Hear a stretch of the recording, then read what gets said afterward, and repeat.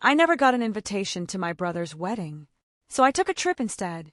Sorry, dear, this event is only for the closest people. My mother told me. When the wedding was called off because of a debt, the whole family started begging me, but it was already too late. Imagine finding out your own family considered you disposable. That they'd erase you from the biggest day of your brother's life, all for a twisted idea of intimacy. But what if that erasure was actually their biggest mistake? What if, when everything falls apart, they realize you're the only one who can save them? Let me tell you, that day, the day I found out I wasn't invited to my brother Mark's wedding because it was just family, dear, it felt like a punch to the gut. It was the moment I realized just how easily they could wipe me from their lives. And what came next? Well, let's just say their golden boy didn't make it to the altar. Not because I did anything to them, but because I finally chose not to do anything for them. Stick around, because this isn't just about being excluded. It's about the quiet, terrifying power of saying no when they only come calling to clean up the mess they made. Now let's rewind. You know that feeling when a phone call is about to change everything? That chill in the air before your mom even speaks. Mine hit me on a damp Thursday morning in Brooklyn, just as I was buttoning up my coat for work. "Jenny," she said. Her voice clipped, almost too calm. "You're not invited to Mark's wedding. It's just family, dear. Just family." The words echoed in my head, a cold, empty chamber. I swear, I forgot how to breathe. I stood there, phone pressed to my ear, staring blankly at the dusty ficus in my window. It didn't make sense. I am family. I'm Mark's only sister. But that one word, it cut me out of the frame completely. "What?" I finally choked out, my throat tight. "You're saying I'm not." "It's complicated," she said, cutting me off. "We've decided to keep it intimate. We like a team. Like I was a stranger. Like I was an afterthought." Before I could even respond, my phone buzzed. A group text notification. It was Mark, my golden boy older brother. His message was casual, almost dismissive. "Hey everyone, just confirming the guest list is tight. No extras. Hope you understand. Can't wait to celebrate. No extras." A pit formed in my stomach, cold and heavy. My name wasn't even there. No direct message. Just a public decree that I didn't belong. My world instantly shrank. My mother's voice faded into the background. The walls of my tiny apartment seemed to press in around me. I sank onto the edge of my bed, the faded quilt creaking under my weight, and just stared at that text. They weren't even ashamed. No fight. No apology. Just quiet, brutal dismissal. The worst part, I almost expected it. You see, I'd always been the quiet one. The afterthought. Mark got the cheers, the toasts, the spotlight. I got side eyes and silence. When he won awards, we had celebratory dinners. When I got promoted last year, Mom forgot to call. And now, I was being erased from the biggest day of his life. They were planning a whole wedding without me. I could almost picture it. That big colonial house in New Jersey, fairy lights strung across the porch, wine flowing like water, the soft jazz playing. Every cousin, every neighbor, even the dog would be there. Just not me. I sat there until my coffee went cold. My heart thudded in my ears, louder than any subway roar. It wasn't about the wedding, not really. It was about a lifetime of being put second, no last. So, I did what any rational woman might do when her family casually cuts her out of their lives. I got mad. I got quiet. And I started planning.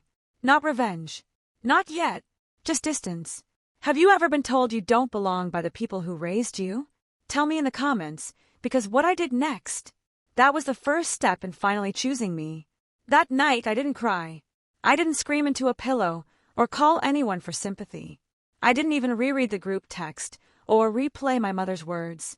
I just sat on my couch with the overhead light off, watching headlights flicker past my window like ghosts of lives I'd never lived. And then, sometime around 3 a.m., I opened my laptop. Google, last-minute flights from NYC. I didn't even know where I was going. I just knew I needed to leave. Not forever. Not dramatically. Just for now. Just long enough to remember what it felt like to be me, outside the shadows of a family who never quite saw me. Portland. The word popped out like a whisper. Misty. Green. Unpredictable. Somewhere so unlike my life in Brooklyn, with its sirens and cigarette-slick sidewalks and family memories clinging to every corner. I'd never been to the Pacific Northwest, but something about it felt far enough. I booked a flight for noon. When the sun finally rose, its pale light seeped through the blinds and spilled across my half-packed suitcase. I threw in jeans, hiking boots, a few sweaters, and the scarf Lucille had given me 2 Christmases ago, the only person in my family who ever truly saw me, who'd passed away 2 years earlier. She would have told me to go. She would have made me pancakes and said, "Jenny, honey, sometimes the best revenge is becoming impossible to ignore." The cab ride to the airport was silent. I stared out the window while my driver hummed along to a pop song I didn't recognize. At JFK, the crowds buzzed around me, all clutching passports and Starbucks, boarding passes and goodbye hugs. I had no one waving goodbye. No one even knew I was leaving. And I didn't tell them. I think part of me wanted to disappear quietly, the same way they had erased me. 6 hours later, I stepped out into the drizzly Portland air and felt something utterly unexpected relief. The city didn't know me. The trees didn't hold grudges. The strangers didn't look at me with that tight-lipped sympathy I'd grown to hate. Here I was, no one's disappointment, no one's difficult daughter. Just Jenny. Just Jenny. I checked into a tiny inn outside the city, a converted craftsman tucked behind a bookstore, and a cafe that smelled like cinnamon and stories. My room had a slanted ceiling, creaky floorboards, and a window with foggy glass that looked out over a street lined with crooked trees. That first night, I didn't sleep much, but I did breathe. And that, I realized, was something. The next morning I walked, aimlessly, through wet sidewalks and hidden alley murals, past coffee carts and vinyl shops and moss-covered benches. I stopped for tea at a cafe where no one asked me about Mark. No one looked at me like they were about to say, "It's just family, dear." It was the first time in years I wasn't preparing for someone else's expectations. I thought about all the times I'd bent myself into someone else's shape. Helping with Mark's college essays because he's better with numbers. Organizing Mom's birthday party while she gushed about how thoughtful Mark was for remembering the champagne. Skipping my own vacation to attend his law school graduation. I had been the scaffolding for everyone else's moments. But now I was gone, and no one noticed. I spent that evening curled up in the inn's common room, reading a used paperback and sipping hot cider. A couple next to me played chess. A girl in a raincoat doodled in a sketchpad. I was invisible, but in the best possible way. Free. I didn't check my phone. Not once. Whatever crisis they were spiraling into back home could wait. Let them wonder where I was. Let them feel, for once, the emptiness I'd carried in every family photo where I was cut out by comments like, "Smile bigger, Jenny." Or, "Let Mark stand in the middle." Maybe I wasn't in the middle anymore. But maybe that was exactly where I belonged, just out of frame. Making space for something new. Something that, this time, would be mine. By the 3rd day of my trip, a flicker of curiosity, dark and a little dangerous, finally tugged at me. I started checking the family group chat again. Not because I missed them, not because I wanted to be included, but because sometimes, when you've been shut out, there's a quiet kind of power in watching them squirm from the outside.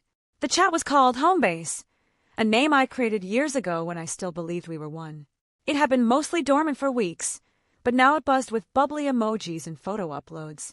Mark posted a selfie with his fiancée, Serena, holding up a glass of champagne in front of the fireplace at my parents' house. "Final venue deposit is in," he wrote. "Big day coming soon." The replies came fast. Mom sent a flurry of hearts. Dad dropped a thumbs up. Then an awkward joke about walking Serena down the aisle if Mark got cold feet. Serena chimed in with a countdown sticker and a boomerang of herself spinning in her white rehearsal dress.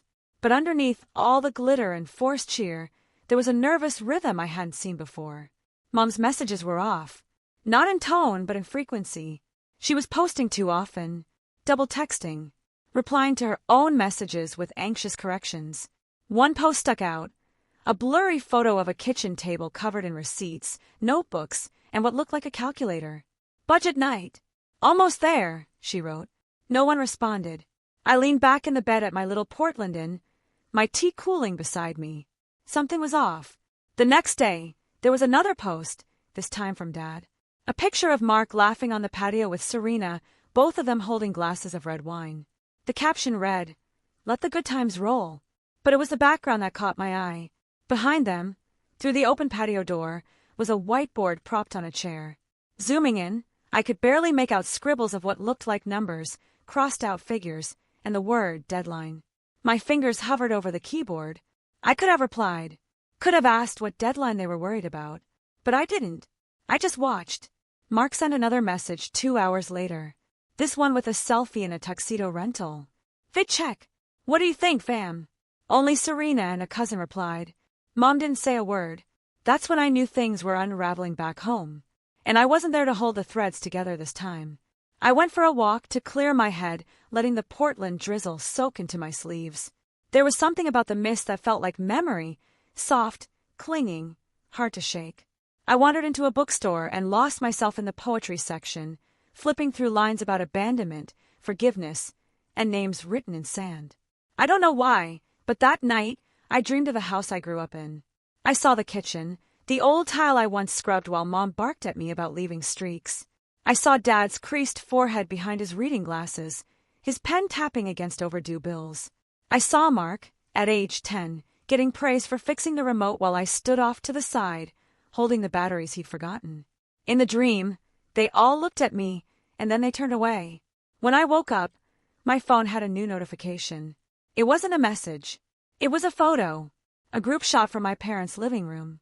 Mark, Serena, Mom, Dad, and a few cousins, all toasting something with cheap champagne. The caption read, "To the big day, 3 weeks to go." Everyone looked tense. Their smiles didn't reach their eyes. Serena was turned just slightly away from Mark. Mom was holding her glass too tightly. Dad's jaw was clenched like he'd just heard bad news, but was pretending he hadn't. I zoomed in again. On the wall behind them was a calendar. The date Friday was circled in red, and underneath it, written in my mother's precise cursive, loan due. I stared at that word for a long time. I didn't know what it meant yet, but I had a feeling that my absence wasn't just inconvenient anymore. It was becoming a problem, and if they were counting on me to come fix it, they were in for a very long wait. Portland's air had a way of crawling under your skin, a comforting dampness. By the 5th day, I'd walked so many forested trails I'd stopped counting steps. My boots were caked in mud. My cheeks stung from the wind. But my chest, it felt lighter. Like every breath I took peeled away one more layer of bitterness. I found myself on a coastal trail that curved along a cliffside. Moss-covered rocks, gulls circling above, waves crashing far below like some ancient, private language. I wasn't thinking about the wedding, or the texts I hadn't answered, or the heavy silence from my mother. I was just walking. That's when I heard her laugh. It was sharp and free, echoing off the rocks like a song that didn't care who heard it. I turned to see a woman, maybe my age, maybe a few years younger, kneeling on a patch of damp grass, photographing wildflowers poking through the moss. She had curly dark hair tucked into a mustard beanie and wore mismatched gloves. She noticed me watching and grinned. "They bloom late this year," she said, standing and brushing off her knees. I always forget how stubborn life can be. I gave a polite smile, ready to walk on, but she tilted her head. "You're not from here, are you?" I hesitated. "Brooklyn." She pointed at my scuffed boots. "Thought so. You've got the look of someone trying to outwalk something." I couldn't help it. I laughed. "Is it that obvious?" She shrugged. "Only to someone who's done the same. That was how I met Clara. Clara, the florist/part-time poet who spoke like she'd read your heart before you opened your mouth. She asked no questions I didn't want to answer. Didn't pry into the pain behind my quiet.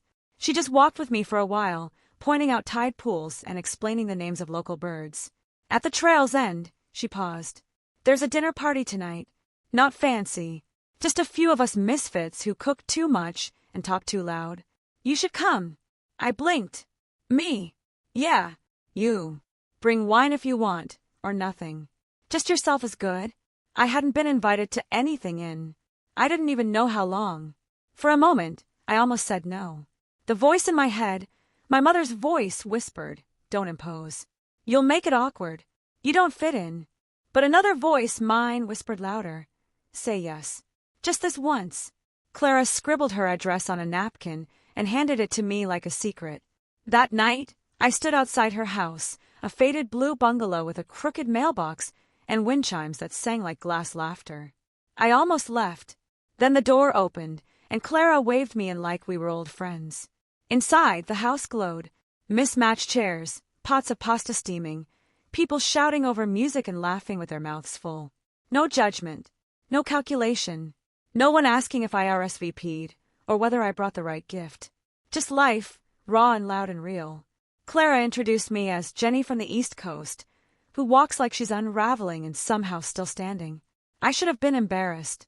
Instead, I laughed until my ribs hurt. Someone handed me a plate. Someone else poured me a glass of red wine. I sat between a woman named Mo, who made her own soap, and a guy named Devin, who taught guitar to kids in foster care. They didn't ask about my family. They asked what made me happy, what kind of sky I missed, what food I'd cook if I could only make one dish for the rest of my life. I hadn't had a conversation like that in years. Somewhere between the garlic bread and the last pour of wine, I felt something shift. I felt seen. Not as the daughter who was too quiet. Not as the sister who didn't sparkle like Mark. Not as the ghost in the family album. Just Jenny. By the time I left, Clara hugged me like we'd known each other for years. "You're good company," she whispered. "You don't owe anyone an explanation for existing, you know."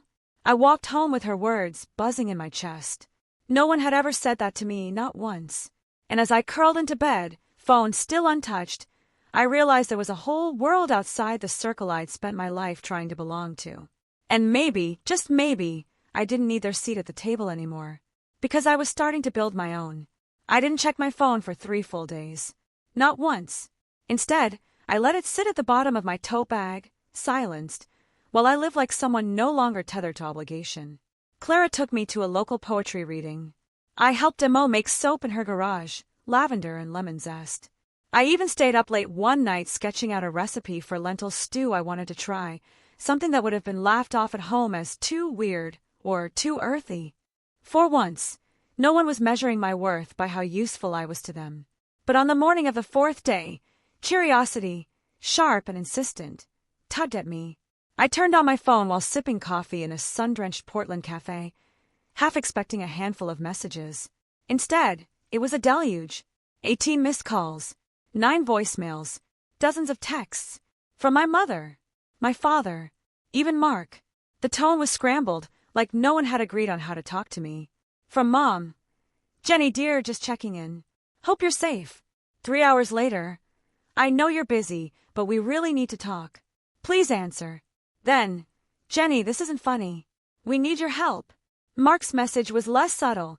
"Can you be an adult for once and call us back? This is serious." And then, the one that made my stomach clench. "The venue needs the final payment by Friday or they cancel. If you won't help for us, at least think about how this affects Serena." Serena, the perfect bride-to-be, the new favorite. I could picture her crying in the guest room, Mom rubbing her back.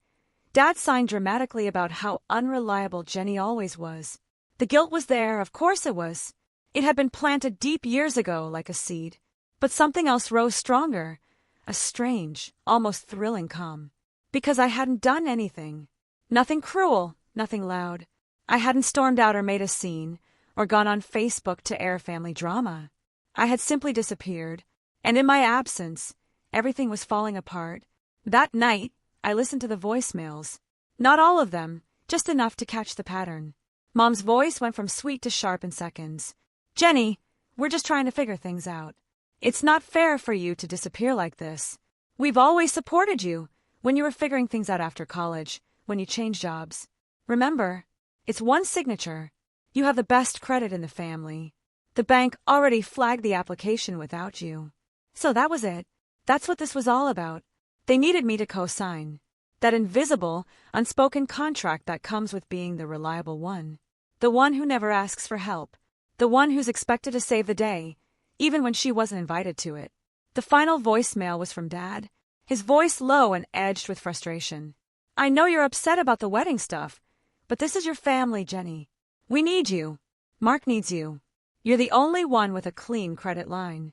We'll make it up to you. But right now, we need that signature." I stared out the cafe window for a long time after that. The rain had started again, tapping softly against the glass. I imagined my mother at the dining room table, calculator in hand, muttering about how ungrateful I was. My father pacing, muttering, "We'll figure it out," while doing nothing. Mark scrolling through groomsmen gifts, assuming it would all somehow fall into place. They'd all been counting on my silence.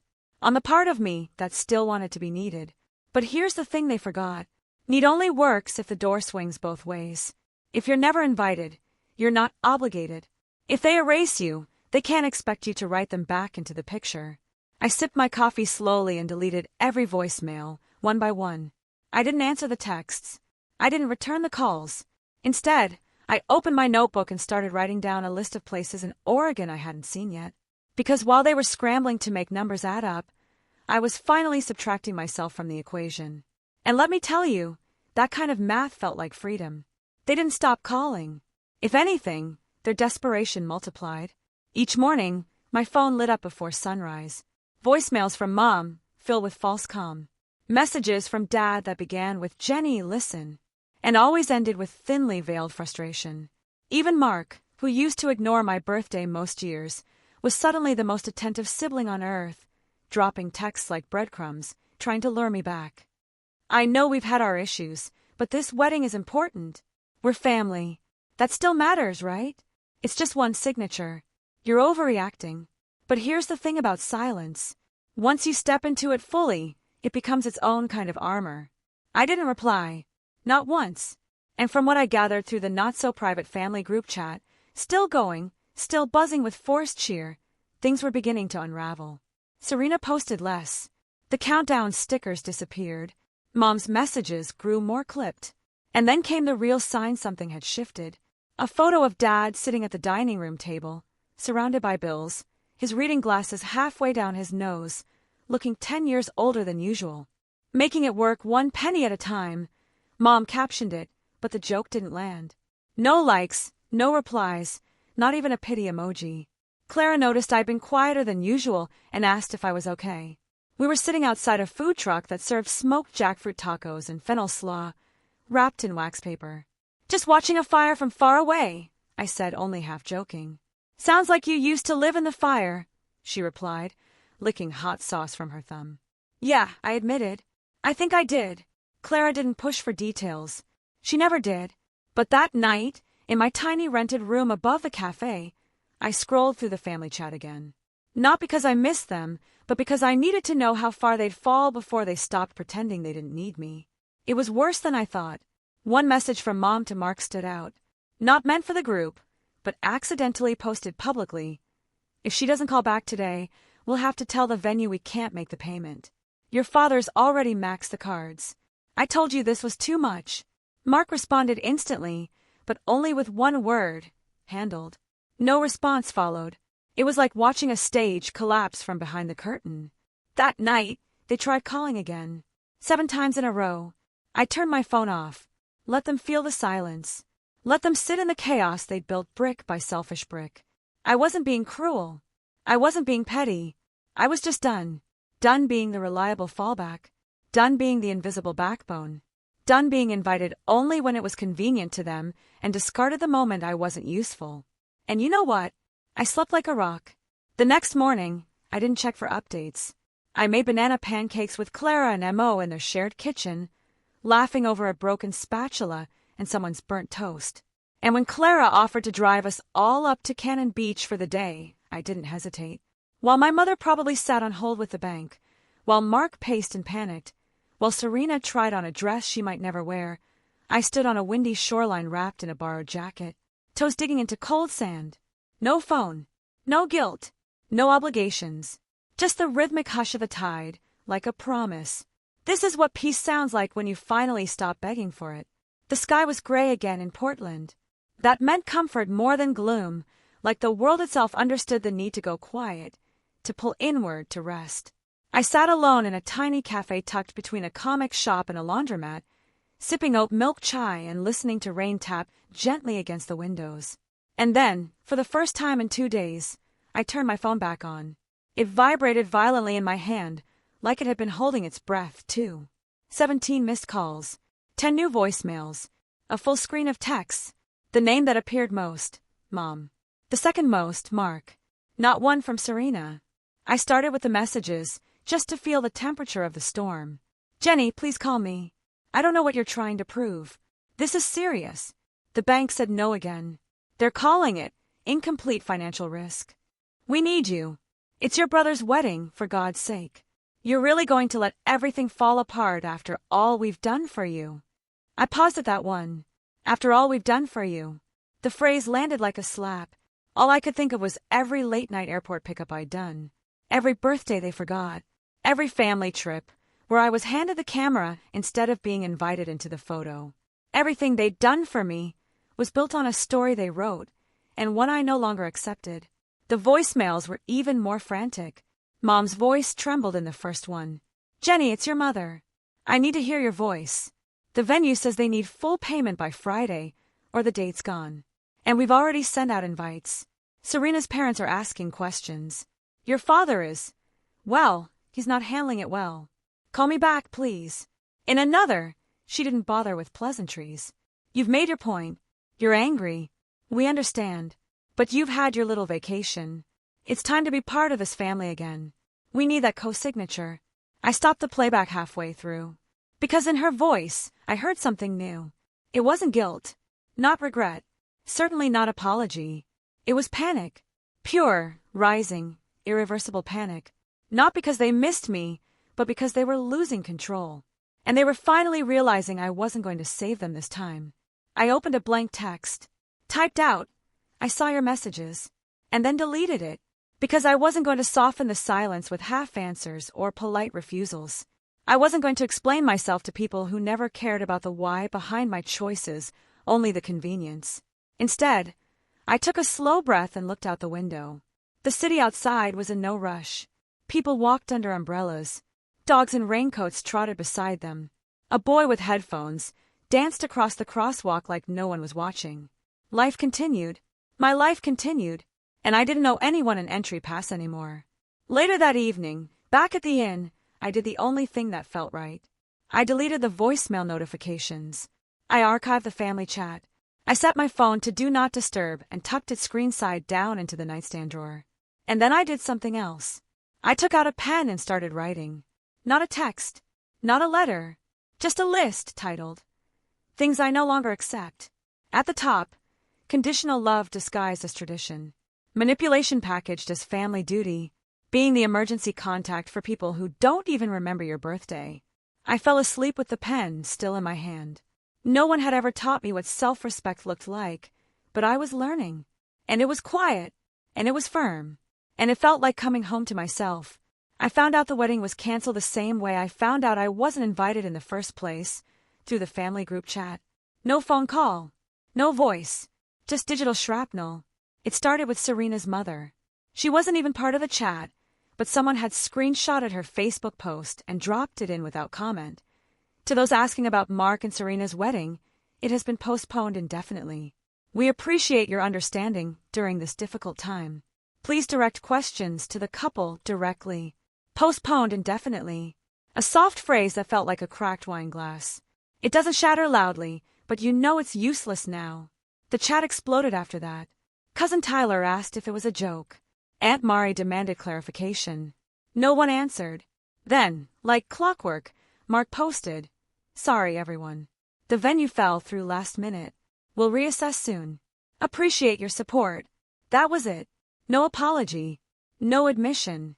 Just a vague shrug, as if the most elaborate event of the year hadn't just evaporated overnight. But I knew better. I went to Serena's Instagram next, just to confirm. Everything was gone. Every post, every photo, every caption with hearts and hashtags and countdown to forever text. Scrubbed like it never existed. Her profile was blank. The final nail came from my cousin Amber, who texted me directly. Something no one had done in weeks. "I don't know what happened exactly, but your mom was crying on the porch when we showed up. Some guys from the venue showed up too. It was bad. I could picture it. Mom standing there in her pearls and pressed slacks, trying to pretend she hadn't bet it all on a fantasy. Dad behind her, probably blaming the weather or a banking glitch. Mark fuming because someone finally told him no. And Serena, she was smart enough to walk. What I didn't expect, what I should have expected, was how fast the blame shifted. That night, my voicemail blinked again. I let it play over dinner in my room, just to see how far they'd go. Mom's voice was ice-wrapped in velvet. Well, I hope you're happy. Everything fell apart. Serena's family is humiliated. Mark is devastated. This is on you, Jenny.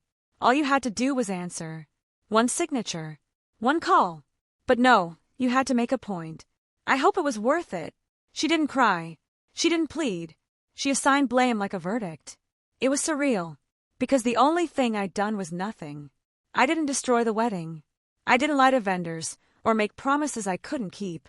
I didn't overspend or take out loans with shaky credit. I didn't design a dream around assumptions and entitlement. I simply didn't come running when they snapped their fingers. And that was enough to burn it all down.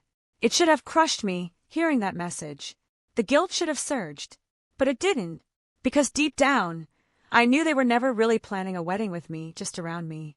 And when their house of cards finally collapsed, they reached for the one piece they'd always expected to hold me. But I wasn't there anymore. And now their silence wasn't icy or smug or dismissive.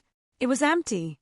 I stepped out onto the tiny balcony of my room, wrapped in a blanket, letting the rain kiss my skin. Below, the street hummed softly. Cars passing. Someone laughing.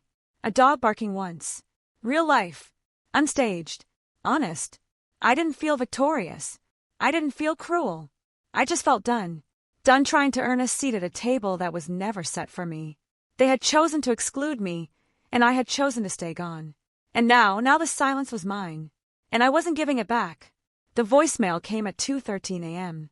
I didn't see it until the next morning, sunlight slanting through the curtains in ribbons of pale gold. My body was wrapped in soft linen sheets, my head still buzzing with laughter from the night before. It had been spontaneous, another one of Clara's impulsive gatherings. A let's not let the rain win, dinner that turned into an impromptu rooftop jam session. Emo had brought candles. Devin brought a guitar. I brought a pie I'd half burned, but no one complained. It was joy. Plain, imperfect joy. The kind of night my family would have mocked for being messy or bohemian. The kind of night I'd never had with them.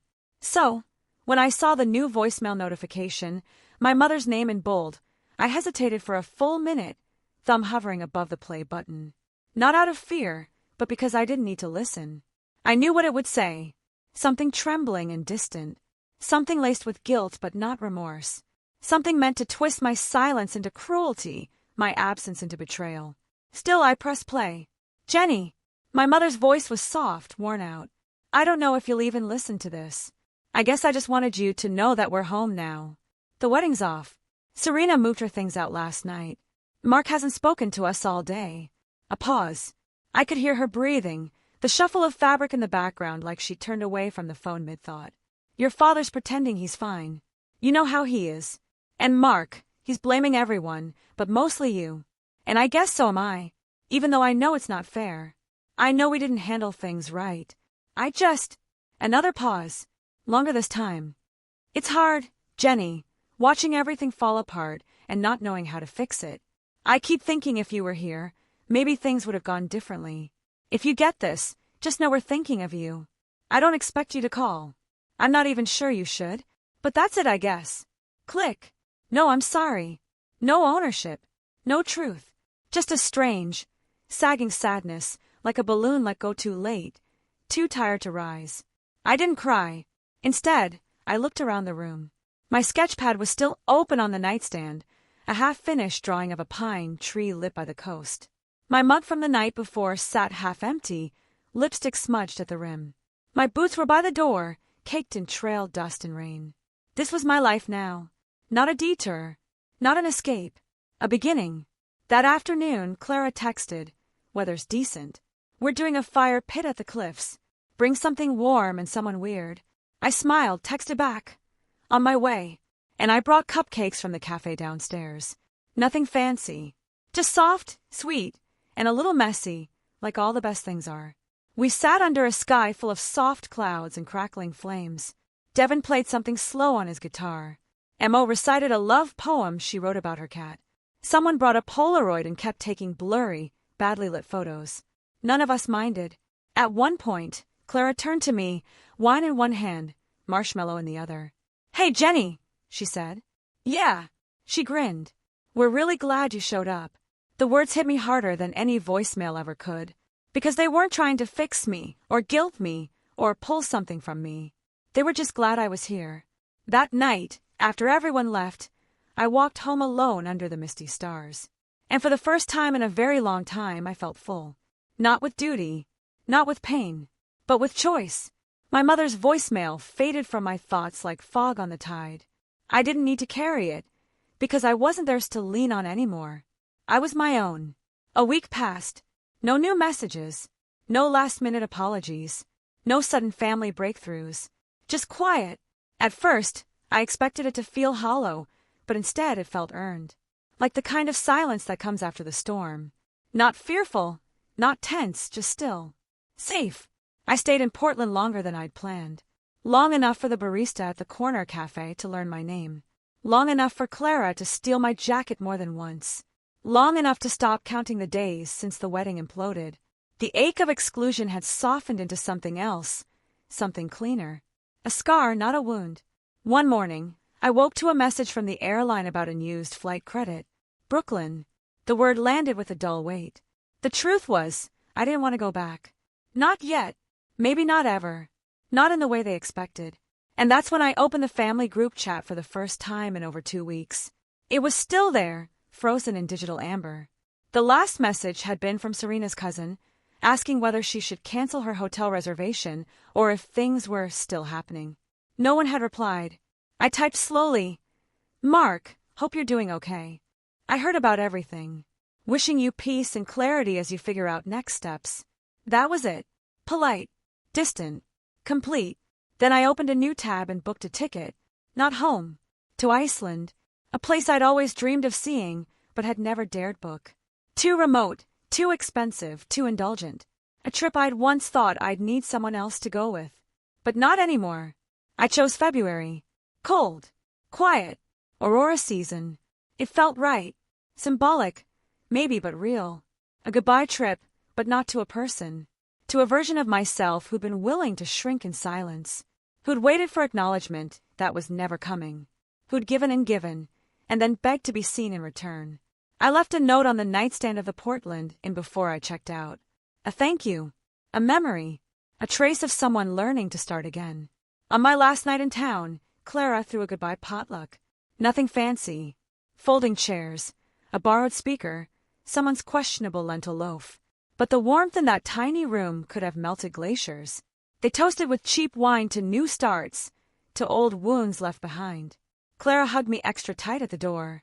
"You know," she said. "When I met you on that trail, I thought, she's got a storm behind her." I laughed. "You weren't wrong. But you stayed through it," she said. "You let the rain fall and then you made something better." "I'm still making it," I said quietly. "Good," she whispered. "Keep making." Back in my room, I packed slowly. My phone buzzed once, an Instagram notification. Mark had posted a photo. No caption. Just him, alone at a beach somewhere, staring out at the water. I didn't like it. I didn't comment. I didn't feel bitter, just distant, like we lived on separate maps. Now, before I turned in for the night, I lit a small candle someone had left in my goodbye basket. The scent was cedar and sage, clean, healing. I stood by the window and watched the last of the Portland rain fade into fog. Tomorrow I'd board a plane alone. Not running. Not escaping. But expanding. Because sometimes the best stories start after the door closes. And mine was just beginning.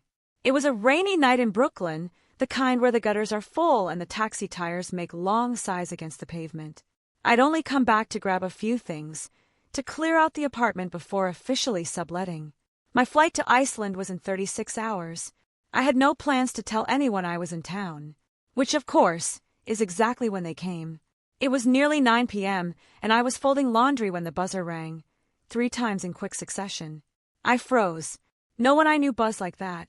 A knot formed in my gut before I even crossed the room. I pressed the intercom. "Hello!" Silence at first. Then a familiar voice. Too careful. Too composed. "Jenny, it's Mom." Behind her, I heard movement. More voices. "Please let us up. We just want to talk." My hand hovered over the release button. I didn't press it. Instead, I walked to the window.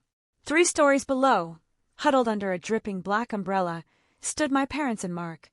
All 3 looking older than I remembered. Tired. Worn down. Mark looked like he hadn't slept in days. My father's coat was too big on him. My mother was wearing heels she used to carry with confidence, now soaked and sinking into the sidewalk. I didn't move. The buzzer rang again and again. Finally, I sighed and walked to the elevator, pressing the button and waiting. I didn't want to do this in the hallway. If they were coming up, they could see me on my terms. When the knock came at my door, I didn't rush. I opened it slowly. 3 stunned faces greeted me. None of them spoke for a full breath. Mark was the first to try, Jenny, but I raised a hand. Don't, I said softly. Just say what you came to say. My mother stepped forward, clutching her purse like a lifeline. We made mistakes, she said. Terrible ones. I thought I was doing what was best for everyone. You always seemed so strong. My father cleared his throat. We thought you didn't need us. That you were fine. I said nothing. Mark looked at me, eyes red. I messed up. I know that. But the wedding, Serena, all of it. It fell apart, and I blamed you. But the truth is, I counted on you fixing it. Like always. There it was. The honesty. Too late, but real. We came to say sorry, my mother added, and to ask, well, if you'd consider helping us still. The house, the debt, it's worse than we admitted. And your credit. I held up a hand again. They went quiet. I stepped back from the doorway. For one tiny second, their faces lit with hope. But then I reached for the suitcase beside me. It was already packed, already zipped.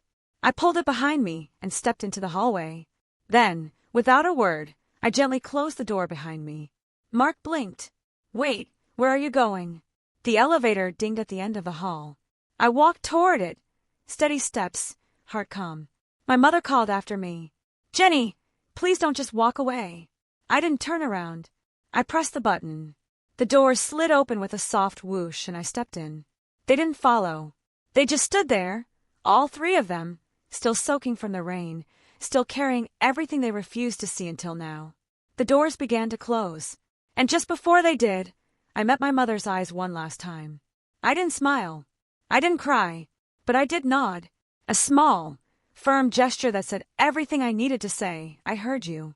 I see you. But I'm not coming back. The doors shut and I was alone. As the elevator descended, my reflection stared back at me from the mirrored panel. For the first time in a long time, I saw someone I respected. Not because she forgave, not because she fixed it, but because she finally chose herself. Outside, the rain was still falling. But this time, it didn't feel heavy. It felt like cleansing, like beginning. I stepped out onto the street, suitcase in hand, and walked toward the cab waiting at the curb. Iceland could wait. Tonight, I just needed the wind on my face, the hum of a city, the echo of a door I didn't have to open again. And maybe tomorrow a new chapter, one I'd write in my own ink, on pages no one else could tear out. Because this time, the story was mine. Have you ever had to choose yourself over the expectations of your family? What did you do? I really want to know what you think. Let me know in the comments below.